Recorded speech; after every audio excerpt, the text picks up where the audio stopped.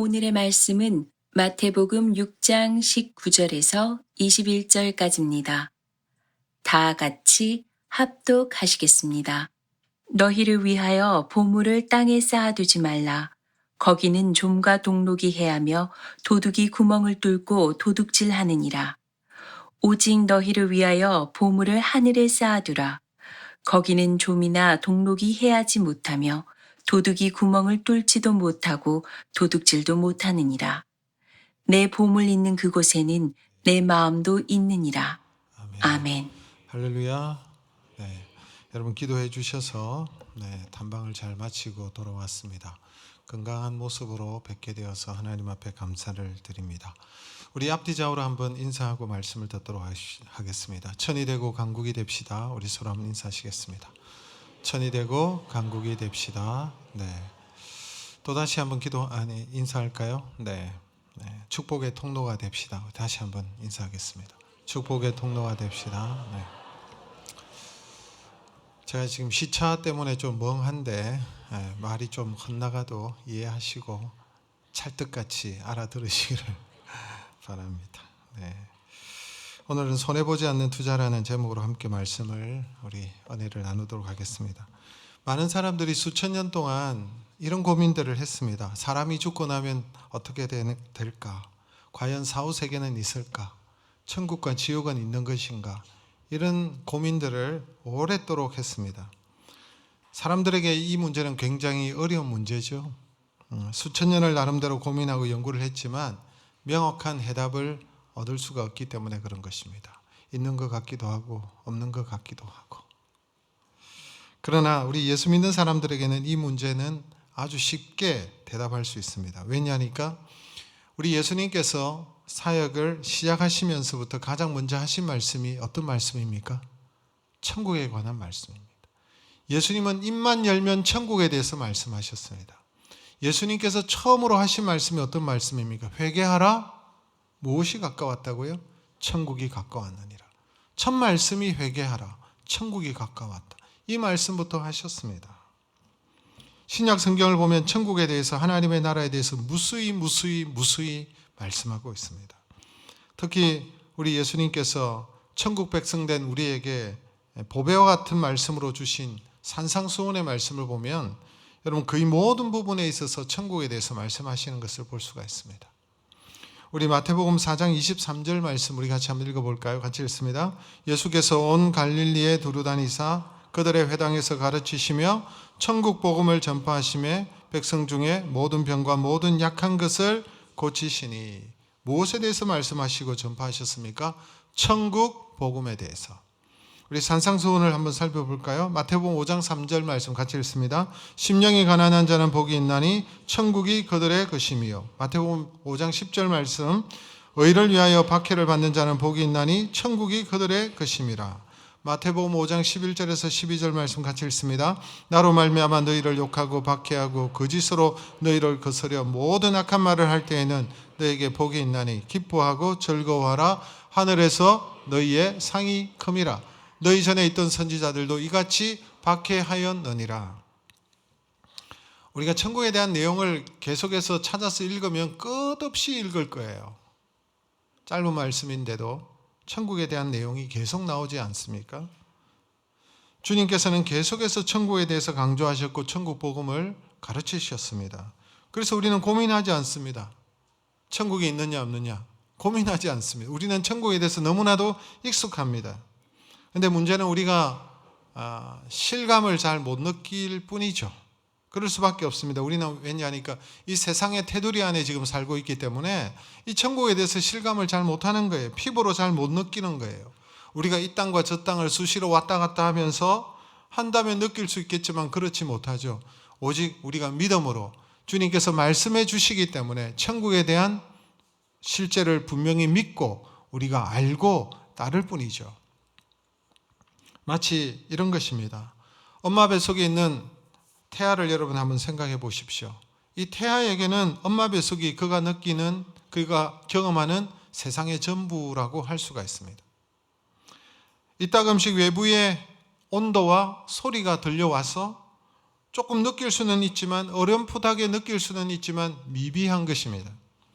그런데 엄마가 이 태아에게 아이에게 엄마가 이런 말을 합니다. 아이야, 네가 지금은 엄마 뱃속에서 느끼는 것이 전부인 것처럼 보이지만은 그러나 바깥에는 이 세상이라는 것이 존재한단다. 네가 엄마 뱃속에 있는 것이 전부이지만 사실은 엄마 뱃속은 세상에 비해서는 너무나도 좁고 좁은 곳이야. 네가 엄마 뱃속에 나오는 그날에 사랑하는 엄마와 너를 사랑하는 아빠의 얼굴을 볼 수 있을 거야. 그리고 네가 성장하면서 많은 친구들을 만나고 볼 수 있을 거야. 뿐만 아니라 엄마 뱃속에서는 전혀 알 수 없었고 보지 못했던 아름다운 세상을 꽃들과 넓은 바다와 높은 하늘과 수많은 별들을 너가 보게 될 거야. 엄마는 너에게 이것들을 보여주고 싶어. 이런 말을 할지라도 여러분 태아가 과연 알아들을 수가 있을까요? 뱃속에 있는 아이가 아무리 천재라고 할지라도 제대로 이해할 수가 없을 거예요. 그러나 세상은 실제로 존재하고 있습니다. 태아가 이해하든 이해하지 못하든 바깥 세상은 엄연히 존재하는 것입니다. 바깥 세상은 이 아이가 엄마 뱃속에 있는 이 태아가 이해를 하든 이해를 하지 않든 인식에 따라서 존재하기도 하고 존재하지도 않는 그런 세상이 아닙니다. 분명히 실제하는 것입니다. 여러분 천국도 마찬가지죠. 사람들이 자신들이 보지 못했다고 머리로 인식하지 못하고 피부로 느끼지 못하고 분명히 알지 못하고 어렴풋하다고 해서 인정하지 않는다면 너무나도 어리석고 불행한 그런 인생을 살아갈 것입니다. 천국은 사람의 인정과 이해에 따라서 존재하거나 존재하지 않거나 하는 것이 아니라 실제라는 사실입니다. 그러므로 믿음의 사람들은 이 천국이 존재하느냐 지옥이 존재하느냐 여기에 대해서 조금도 여러분 더 이상 이것이 우리의 관심사가 아닙니다. 너무나도 존재하는 것이 분명하기 때문에. 그러므로 천국의 주인 되신 예수님의 말씀을 통해서 우리가 믿고 알고 있기 때문에 우리는 여기에 머무는 것이 아니라 사후세계가 있느냐 없느냐 천국이 있느냐 없느냐 여기에 머무른 단계가 아니라 여러분 한 걸음 더 앞으로 나아가야 된다는 말씀입니다. 그러면 천국에 가면 우리가 어떻게 되느냐? 나는 천국에서 어떤 위치를 차지할 것이냐? 그러면 내가 이 땅에서 사는 것과 천국에서는 어떤 연관을 가지고 있느냐? 이런 질문으로 발전해야 되겠죠. 예수님께서는 산상수훈을 통하여 천국 백성된 우리에게 천국의 시민된 우리가 이 땅에서 어떻게 살아야 될지에 대해서 말씀해 주시는 내용이 산상수훈의 말씀입니다. 하나님의 백성이 되었기 때문에 천국이 가까웠기 때문에 천국의 백성으로서 어떻게 살아야 되고 어떻게 준비해야 되는지를 우리에게 말씀하시는 내용이 산상수훈의 말씀입니다. 산상수훈은 마태복음 5장부터 시작되지만 오늘 6장의 말씀을 통해서 몇 가지 교훈을 정리해 볼 수가 있습니다. 천국에서 어떻게 되느냐? 여러분 천국에는 우리가 받게 될 상급이 분명히 있다는 사실을 말씀하고 있습니다. 마태복음 6장 1절의 말씀 우리 같이 한번 읽어볼까요? 같이 읽습니다. 사람에게 보이려고 그들 앞에서 너희 의를 행하지 않도록 주의하라. 그리하지 아니하면 하늘에 계신 너희 아버지께 상을 받지 못하느니라. 뭐가 있어요? 천국에 상이 있다는 사실을 우리에게 말씀하고 있습니다. 너희 아버지께 상을 받을 수도 있고 받지 못할 수도 있습니다. 두 번째는 여러분 뭘 얘기합니까? 상급은 이 땅에서 하나님을 어떻게 섬기고 어떻게 살았느냐에 따라서 결정이 된다는 사실을 우리에게 말씀하고 있습니다. 셋째는 구제를 할 때도 상급이 있고 그리고 우리가 기도하고 금식을 해도 상급이 있다는 사실을 우리에게 말씀하고 있고 오늘 우리가 읽었던 말씀에 보니까 물질 사용에 대한 상급이 있다는 사실을 우리에게 말씀하고 있습니다. 그래서 여러분 우리가 산상수훈을 통해서 내리게 되는 결론이 뭐냐 하니까 세상에서의 삶은 영원한 세계와 단절되어져 있는 것이 아니라 연결되어져 있다는 사실을 우리에게 말씀하고 있습니다. 단절이 아니에요. 우리는 영원한 본향을 바라보면서 천국을 바라보면서 살아가야 되겠죠. 이 땅에서 천국에 들어갈 준비를 하는 과정이 이 땅에서의 삶이라는 것입니다. 천국에 들어가는 과정에 불과하다는 것입니다. 그래서 우리가 이 땅에서 천국과 이 땅은 연결되어져 있기 때문에 우리가 이 땅에서 얼마나 잘 준비하느냐, 이 땅에서 어떻게 살아가느냐 이것이 굉장히 중요하고 그걸 통해서 천국에서 우리의 위치와 우리의 상급이 결정된다는 사실을 예수님께서 분명하게 우리에게 말씀해 주시고 계신 거예요. 고린도후서 5장 10절의 말씀, 이런 말씀이 있습니다. 같이 읽습니다. 이는 우리가 다 반드시 그리스도의 심판대 앞에 나타나게 되어 각각 선악간에 그 몸으로 행한 것을 따라 받으려 함이라. 보세요. 그 몸으로 행한 대로, 우리가 행한 대로, 우리가 이 땅에 살한 대로 받는다 그랬어요. 뭘 받을까요? 약속하신 상급을 받는 거예요. 여러분, 구원은 전적인 하나님의 은혜로 우리가 구원을 받는 것이죠. 구원의 문제는 하나님의 주권입니다. 종교개혁가들이 얘기했던 가장 중요한 하나님의 주권 사상이죠.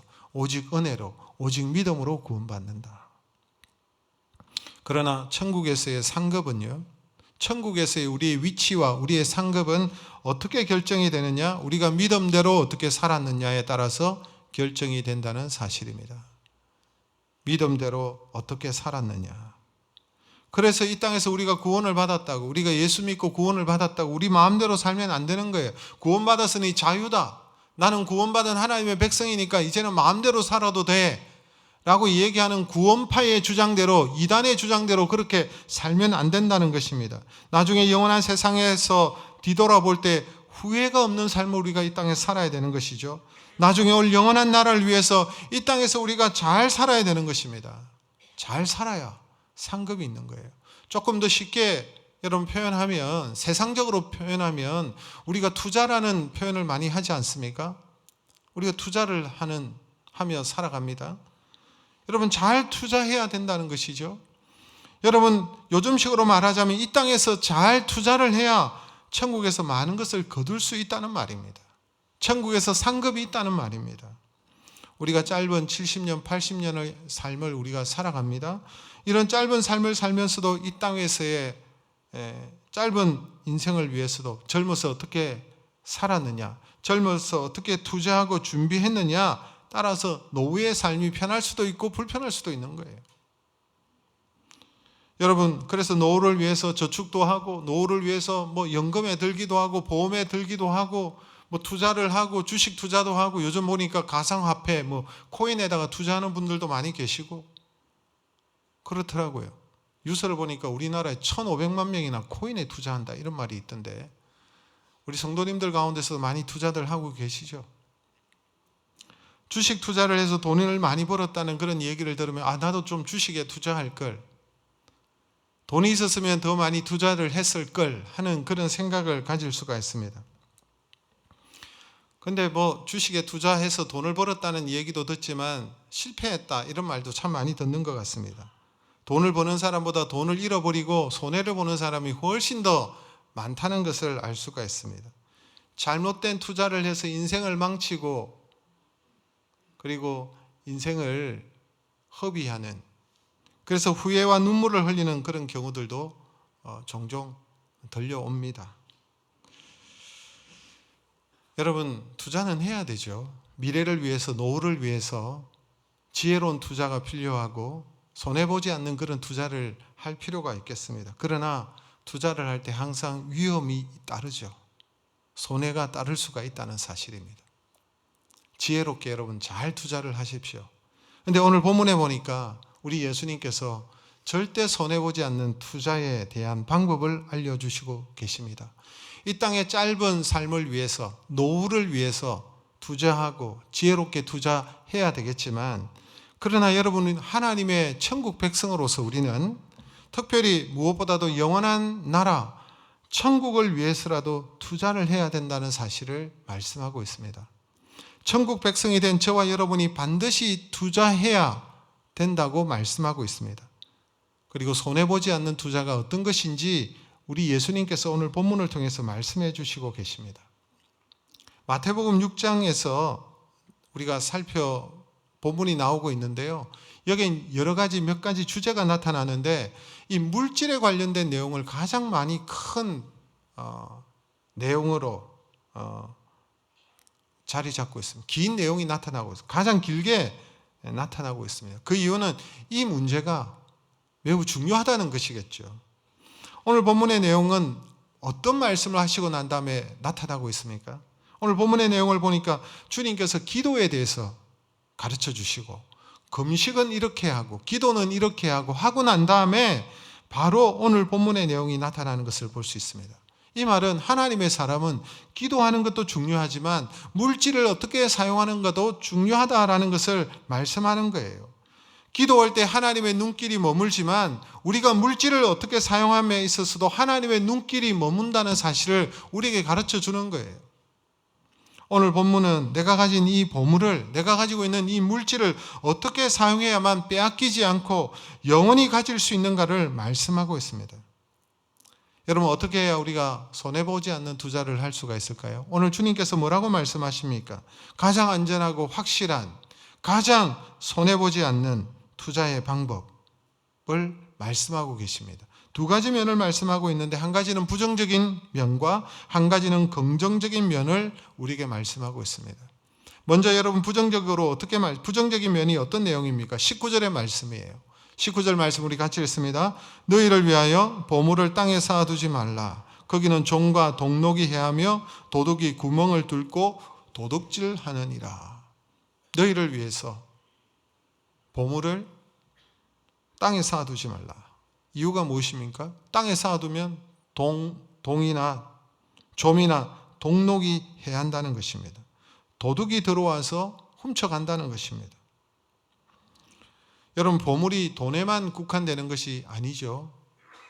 소유물 전체를 말하는 것입니다. 우리가 가지고 있는 아주 귀한 것들을 말하는 것인데 오늘은 보다 단순하게 물질에 국한해서 우리가 한번 생각해 보기를 원합니다. 여러분, 사람들의 최고의 관심이 어디에 있습니까? 여러분들의 최고의 관심이 무엇입니까? 돈 아닙니까? 돈이죠. 돈을 벌기 위해서 얼마나 애를 쓰고 그렇게 합니까? 우리가 돈에 얼마나 관심이 있는지는 돈에 대한 우리의 반응을 보면 잘 알 수가 있습니다. 여러분, 만약에 오늘 집을 나서면서 현관문 앞에 여러분의 지갑을 떨어뜨리고 이 자리에 와 있다면, 지갑이 떨어졌는지 몰랐지만 오늘 이 자리에 와서 보니까, 예배를 드리는 거 보니까 지갑이 없네? 현관에서 떨어뜨렸구나 라는 생각이 든다면 오늘 여러분 예배가 제대로 드려집니까? 지금 말씀이 제대로 들릴까요? 어떻습니까? 그 지갑 안에 많은 돈이 들어있고 신용카드가 들어있다면 여러분 편안하게 이 시간 앉아서 예배를 제대로 드릴까요? 그렇지 않을 것입니다. 빨리 마치고 돌아가서 다시 그 지갑을 찾을 때까지 신경이 쓰일 거예요. 그 지갑이 잘 있을지, 누가 들고 갔을지, CCTV가 달려 있을까, 어쩔까? 없어졌다면 어떻게 찾을 수 있지? 뭐 그런 생각에 있겠죠. 왜? 관심이 거기에 있기 때문에. 여러분, 은행에 맡겨둔 그 자산 그리고 통장의 잔고를 여러분 자주 보시죠. 왜 자주 보십니까? 주식창을 왜 자주 들여다봅니까? 거기에 보물이 있기 때문에 그런 거예요. 그래서 오늘 주님께서도 말씀하시죠. 21절에 보니까 네 보물이 있는 곳에 네 마음도 있다라고 말씀하시는 거예요. 사람의 최고의 관심이 돈에 있습니다. 물질에 있기 때문에 그렇습니다. 일전에 어떤 한 분이 모 대학에 400억을 기부하셨던 내용이 실렸습니다. 아주 오래전에 400억이니까 지금은 그 가치가 더하다고 저는 생각이 듭니다. 그래서 어떻게 400억이나 되는 큰 돈을 기부할 수 있을까? 그래서 신문에 여러분 대대적으로 이분의 기사가 난 적이 있습니다. 이분의 삶을 다루고. 정말 대단하죠. 사람들의 관심이 쏠립니다. 왜 그럴까요? 돈을 기부했기 때문에 그렇습니다. 다른 것을 기부하면 뭐 별로 안 날 거예요. 엄청난 돈을 기부했기 때문에 신문에 실리는 것입니다. 돈이 최고의 관심이기 때문에 언론 매체가 다루는 거예요. 그 세상에서 막 이렇게 알리는 거예요. 돈이 최고의 관심이기 때문에 돈 때문에 끔찍한 일도 많이 일어나고 있지 않습니까? 오래전에 회사 경영권을 차지하기 위해서 자신의 아버지를 강제로 정신병원에 강제 입원시킨 일도 있었습니다. 유학에서 돌아온 아들이 노름빛을 갚지 못해서 어려울 때 부모를 칼로 수십 군데 찔러서 죽이고 난 다음에 그것도 모자라 증거를 인멸하기 위해서 집에 불을 지르고 시체를 태우는 그런 사건도 있었습니다. 보험금을 타내기 위해서 자신의 아들의 손가락을 자른 비정한 아버지도 있었어요. 다 돈 때문에 벌어진 끔찍한 일이었습니다. 이 사건을 통해서 보여주는 것이 무엇입니까? 돈을 사랑하는 것이 일만하게 뿌리구나라는 주님의 말씀도 기억이 나지만 이 돈 때문에 이렇게 끔찍한 일이 일어나는구나. 전부 다 돈을 땅에 쌓아두려고 하기 때문에 이런 일들이 일어나는 것입니다. 땅에 보물을 쌓아두려고 하다 보니 조미, 동록이 그것을 해하고 상하게 하고 인생을 망치게 하고 이렇게 인생이 망가지는 것입니다. 그런데 여러분, 예수 믿는 사람은 어떻습니까? 예수 믿는 사람도 마찬가지일 때가 많습니다. 우리는 우리의 보물을 땅에만 쌓아두고 있지 않습니까? 그래서 조미, 동록이, 도둑에 의해서 잃어버리게 되는 경우가 없습니까? 여러분, 땅을 의미하는 바가 무엇이며 하늘과 반대되는 개념이잖아요. 땅을 의미한다는 것은 영원한 미래가 없는 순간적이고 일시적인 것을 말하는 것입니다. 종과 동록이 해야 한다. 종은 여러분 옷을 갉아먹는 벌레입니다. 동록은 녹을 쓸게 만드는 것입니다. 그런데 이것을 쌓아두면 좀이 먹고 동록이 먹고 그 다음에 도둑이 와서 훔쳐가고 쌓아두고 축적하면 아무런 소용이 없다는 거예요. 다 잃어버리게 된다는 것입니다. 쌓아두기만 하면 아무 소용이 없죠. 효용 가치가 없는 것입니다. 이자는 좀 불어나는지 잘 모르겠습니다. 요즘은. 여러분, 어느 얼음 창고에 화재가 났습니다. 화재가 나다 보니까 그 물이 다 타버리고 철근만 앙상하게 남았습니다. 불을 끄고도 남을 만한 엄청난 양의 물이 있었지만 얼음 상태로 꽁꽁 얼어져 있기 때문에 무용지물이었던 것입니다. 여러분, 돈도 마찬가지입니다. 서지 않으면, 불용이면 아무런 소용이 없는 것입니다. 그렇다고 여러분 저축하면 안 된다는 말이 아니라 여러분 저축을 하려면 설 계획을 가지고 하라는 것입니다. 쓰는 게 전제되지 않는 저축은 무의미하지 않습니까? 그거 쌓아 놓았다가 어떻게 하려고요? 쌓아 놓았다가 여러분 천국에 가지고 가시게요? 쌓아 놓았다가 누가 쓰게요? 써야 가치가 있는 것입니다. 어떤 분이 이런 말을 하는 걸 들었습니다. 나는 부자로 죽고 싶지 않고 부자로 살고 싶다. 이런 말을 하는 거예요. 얼마나 지혜로운지 모르겠습니다. 맞는 말이에요. 여러분, 아무리 큰 부자라도 써야 부자지 쓰지 않으면 무슨 소용이 있습니까? 가난한 자와 똑같은 거예요. 부자가 되시되, 사랑하는 성도 여러분, 부자가 되시되 부자로 죽지 말고 부자로 살아가시기를 주님의 이름으로 축복합니다. 하나님께서 우리를 부유하게 하시고 우리에게 많은 것을 허락하셨다면 여러분 그것을 잘 사용하라는 것입니다. 여러분 자신을 위해서도 그리고 가정을 위해서도 잘 사용하시고 여러분 잘 사용하고 가치 있고 귀한 일에 써야 여러분 그 돈이 가치가 있는 것이죠. 자, 그러면 우리가 물질을 어떻게 사용해야 될까요? 어떻게 하면 지혜로운 투자가 되겠습니까? 20절에 예수님께서 말씀해 주셨어요. 우리 같이 읽어볼까요? 오직 너희를 위하여 보물을 하늘에 쌓아두라. 거기는 좀이나 동록이 해하지 못하며 도둑이 구멍을 뚫지도 못하고 도둑질도 못하느니라. 아멘. 보물을 어디에 쌓아두라고요? 하늘에 쌓아두라는 거예요. 왜 하늘에 쌓아두라고 할까요? 하늘에 쌓아두는 것이 위험하지 않다는 거예요. 안전하다는 것입니다. 그리고 영원하다는 것입니다. 여러분 세상에 사라질 돈을 가지고 이 돈은 여러분 사라지게 되어져 있습니다. 여러분 죽고 나면 아무런 소용이 없어요. 그리고 이 돈은 없어지게 되어져 있죠. 누군가가 다른 사람이 사용할 수도 있습니다. 세상에서 사라질 돈을 가지고 영원한 하늘의 보물을 사라는 것입니다. 예수님께 가르쳐주신 그 비유 가운데 한 상인이 값진 진주를 발견했어요. 그 값진 보화를 발견했어요. 그리고 난 다음에 자신의 모든 재산을 팔아서 그 진주를 사지 않습니까? 여러분 사라질 돈을 가지고 영원한 하늘의 보물을 사는 것입니다. 영원한 하늘의 보화로 바꾸는 것이죠. 여러분 만약에 미국에 여행을 갔습니다. 미국에 여행을 갔는데 한국 돈 하나를 가지고 여러분 물건을 살 수 있나요? 살 수가 없죠. 식당에 가서 여러분 식사하시고 난 다음에 한국 돈 주면 받습니까? 안 받을 거예요. 안 받습니다. 진짜 돈을 달라고 할 거예요. 돈이 아니에요. 하나는 그들에게. 안 받습니다. 뭘 해야 됩니까? 여행 가기 전에 환전해야 되는 것이죠. 쉽게 말하면 그런 것입니다. 우리가 이 땅에 가지고 있는 이 물질을 가지고 하늘의 보화를 쌓아두어야 되는 거예요. 환전을 해둬야 되는, 거룩한 환전이 있어야 되는 거예요. 그래 여러분 하늘에 여러분 보화를 쌓는 것입니다. 영원한 것이 되는 것입니다.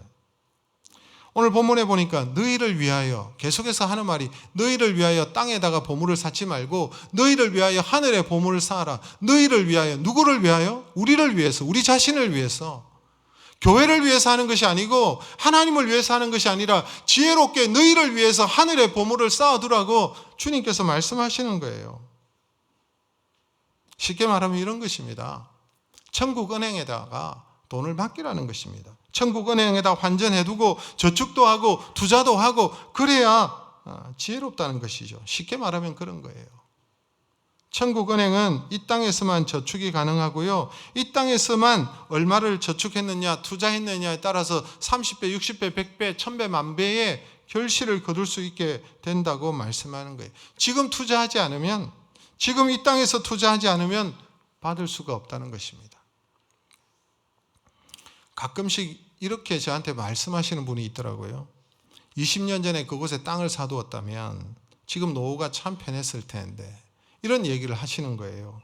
그때 사지 않았다는 것이 너무 후회스럽다는 것이죠. 판교가 개발되기 전에 판교에 땅을 좀 사두었다면, 분당이 개발되기 전에 분당에 그 쌀 때 좀 사두었다면 좋았을 텐데 참 후회스럽다. 왜 그렇게 못했을까? 이렇게 말씀하시는 분이 있습니다. 왜 투자를 못합니까? 불확실하기 때문에. 그게 오를지 안 오를지 어떻게 알아요? 그러니까 못 사는 거예요. 그때 못 샀던 거예요. 이게 우리의 모습이라는 것입니다. 그런데 정말 확실한 투자, 절대 손해보지 않는 투자는 하늘에 투자하는 것이다. 하늘에 보물을 쌓아두라. 오늘 예수님께서 우리에게 말씀하시는 것입니다. 내 보물을, 내 물질을 하늘에 맡기는 것입니다. 천국은행에다가 저금하는 것입니다. 그래서 나중에 여러분 천국에 이르렀을 때 그때 왜 내가 천국에다가 저축하지 않고 투자하지 않았을까? 후회하지 않을 수 있다는 사실이죠. 우리 교회가 2009년도에 판교에 예배당을 위해서 건축을 시작해서 2010년도에 10월 달에 우리 교회가 건축을 마치고 입당을 했습니다. 제가 2007년도, 그러니까 건축하기 전에 2007년도에 건축 헌금을 성도들에게 작정을 시켰던 설교가 있더라고요. 2007년도. 그때 제가 30 후반의 나이에 교회에 부임을 하고 1월 첫 주에 부임하고 12월 달, 그해 12월 달에 건축 헌금 작정을 성도들에게 시켰던 것을 볼 수가 있습니다. 그때 설교를 하는데 너무 부담스러웠습니다. 그리고 마음이 불편했습니다. 성도들에게 부담을 드리는 것 같아서 교회 건축을 꼭 해야 되는가 이런 생각을 했었습니다. 그런데 그때 건축할 때 저의 의지는 전혀 없었어요. 제가 부임하고 나 보니 이미 교회 건축을 위해서 준비하고 계셨어요. 장로님들께서. 그때 우리 성도가 한 200명 정도 모일 때였습니다. 200명 정도 모일 때 이 판교에 땅을 사고 건물을 건축하고 한 100억 정도 들어가는 규모였습니다. 그때 100억이라는 돈은 정말 저에게는 천문학적인 숫자와 같았습니다. 제가 가난하게 부목사로서 생활하다가 교회에 부임을 해서 교회를 이끌어가는 지도자가 되었는데 그때 생각하면 저의 경제 단위로 생각하면 상상할 수 없는 그런 돈이었습니다. 어떻게 이게 가능할까? 고민이 되었습니다. 한 200명 정도 되는 성도에게 100억짜리 건축을 해야 되니까 이게 여러분 가등찮지 않지 않습니까? 그때 너무나도 고민스러웠습니다. 걱정했습니다. 성도들에게 너무나도 큰 짐을 세우는 것이 아닌가 이런 생각을 했습니다. 그런데 기도하다가 이런 생각을 하나님께서 바꾸어 주셨습니다. 너는 왜 그렇게 인간적으로만 생각하고 있냐? 라고 하시는 말씀이었어요. 영적으로 생각하라고 말씀하시는 거예요. 이게 너무나도 귀한 일이다 라고 말씀하시는 거예요. 성도들이 복을 받을 수 있는 기회를 주는 것이다 라고 말씀하시는 거예요. 하늘나라를 위해서, 하나님의 나라를 위해서 헌신할 수 있는, 복을 받을 수 있는 그런 기회를 주는 것인데 너는 왜 그렇게 부정적으로 생각하고 인간적으로 생각하느냐라는 것이었습니다. 하나님의 나라를 위해서 헌신할 수 있는, 없어질 물질을 가지고 영원한 것을 위하여 투자할 수 있는 기회를 주는 것이다 라는 생각을 가지고 그때 서서 말씀을 전했던 적이 있습니다.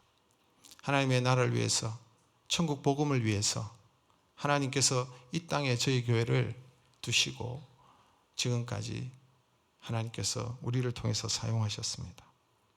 여러분, 하나님의 나라를 위하여, 거룩한 목적을 위하여 헌금하는 것은 이 땅에서 좀 불편한 삶을 조금 각오하는 것입니다. 여러분, 하나님의 나라를 위해서 헌금을 한다는 것은 사실은 불편한 삶을 좀 각오해야 되죠. 돈이 사라지기 때문에.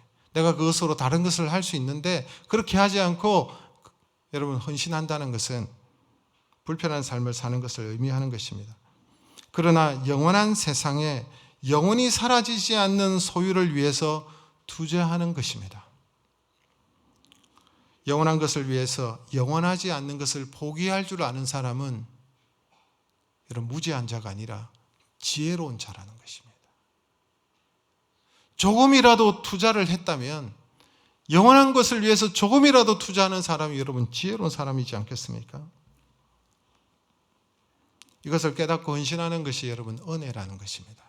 여러분, 은혜가 무엇일까요? 우리가 찬양하다가 기도하다가 말씀을 듣다가 그 말씀을 통해서 힘을 얻고 위로를 받을 때 은혜를 받았다라고 생각하는데 맞습니다. 그런데 성경에 보니까 헌금하는 것이 은혜다라는 말씀도 있습니다. 그 말씀이 어디에 있습니까? 여러분, 사도 바울이 고린도 교회에다가 말씀을 할 때 이 말씀을 했습니다. 우리 한번 찾아볼까요? 고린도후서 8장 1절에서 3절의 말씀 우리 같이 한번 읽겠습니다. 형제들아, 하나님께서 마게도냐 교회들에게 주신 은혜를 우리가 너희에게 알리노니 환난의 많은 시련 가운데서 너희는 넘치는 기쁨과 극심한 가난이 그들의 풍성한 연보를 넘치도록 하게 하였느니라. 내가 증거하노니 그들이 힘대로 할 뿐 아니라 힘에 지나도록 자원하여. 바울이 마게도냐 교회에게 주신 은혜를 고린도 교회 성도들에게 알리는 내용입니다. 은혜가 뭐냐? 뭐라고 말합니까? 은혜가 뭐냐?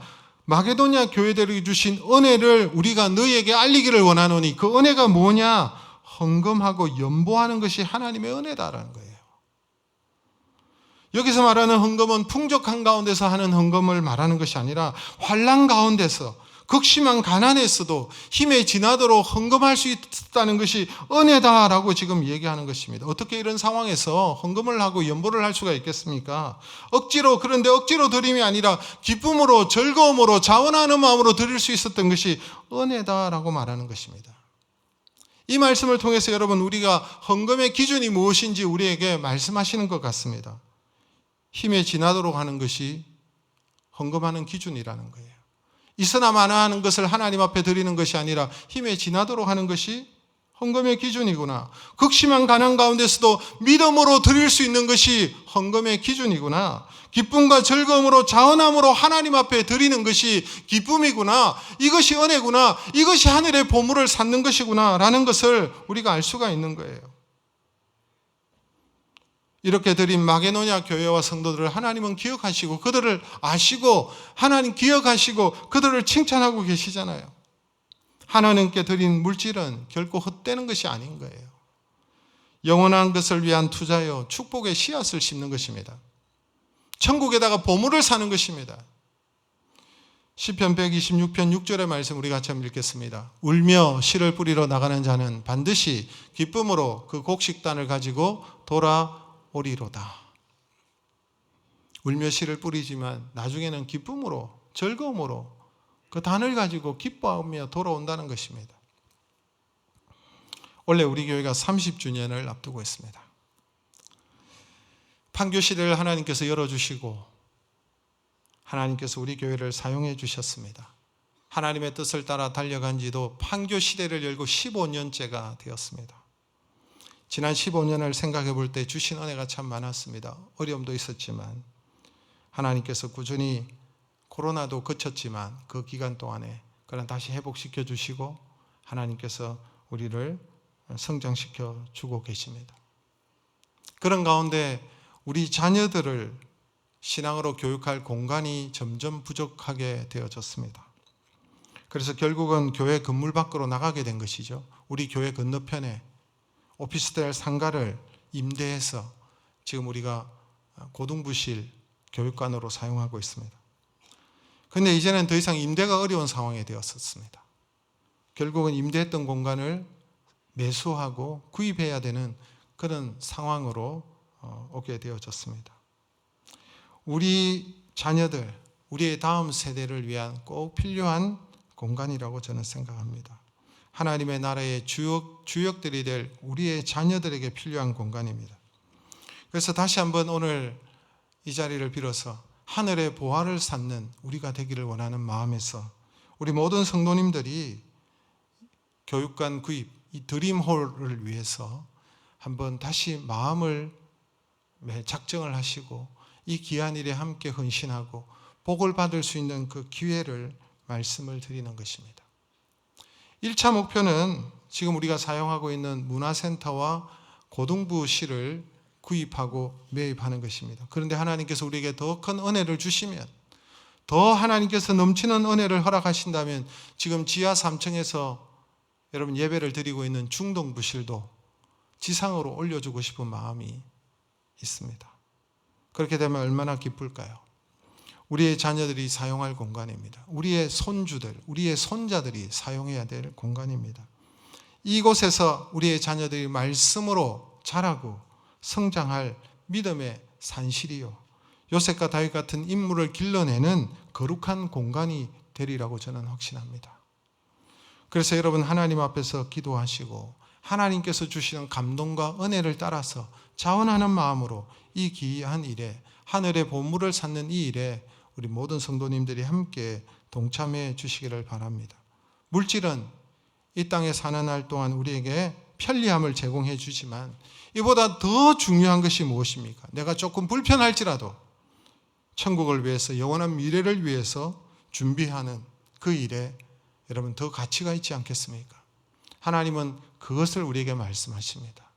하나님께서 우리를 청지기로 세우시고 그래서 우리에게 물질을 맡기시고 많은 것을 맡기셨는데 그 청지기로서의 삶을 우리가 잘 감당해야 되지 않겠습니까? 주가 쓰시겠다 할 때에 사용하실 수 있도록, 주님께서 예루살렘으로 입성해서 올라가실 때에 주님께서 어린 나귀 새끼를 타고 갈 때 그 나귀 주인에게 뭐라고 말씀하십니까? 주가 쓰시겠다 하라 할 때에 그가 아낌없이 내어드렸고 주님께서 그 나귀 새끼를 타고 예루살렘으로 입성하셨던 그 사건을 우리가 알고 있습니다. 우리가 주님께서 우리에게 맡기신 것을 우리가 주님 앞에 다시 드릴 수 있는, 그리고 하늘의 보화를 쌓는 그 귀한 일에 우리 모두가 함께 마음을 모아 주시기를 바랍니다. 디모데전서 6장 17절에서 19절의 말씀을, 우리 본문의 내용을, 이 성경 구절을 여러분 다 함께 같이 한번 읽도록 하겠습니다. 내가 이 세대의 부한 자들을 명하여 마음을 높이지 말고 정함이 없는 재물에 소망을 두지 말고 오직 우리에게 모든 것을 후히 주사 누리게 하시는 하나님께 두며 선을 행하고 선한 사업을 많이 하고 나누어 주기를 좋아하며 너그러운 자가 되게 하라. 이것이 장래에 자기를 위하여 좋은 터를 쌓아 참된 생명을 취하는 것이니라. 이것이 장래에, 이것이 천국에 가서 여러분 우리에게 매우 유익하게 될 줄로 저는 확신합니다. 교육관 구입을 위해서 여러분 기도해 주시고, 하나님께서 여러분에게 은혜를 주시고 하나님께서 여러분의 마음의 문을 열어주시고 감동을 주실 때 다음 세대를 위한 이 교육관 구입에 위해서 작정해 주시고 함께 헌신해 주시고 드림으로써 이 땅과 하늘에서 여러분과 여러분의 자녀 세대 위에 놀라운 축복을 허락해 주시기를 주님의 이름으로 축원합니다. 오늘 말씀을 생각합니다.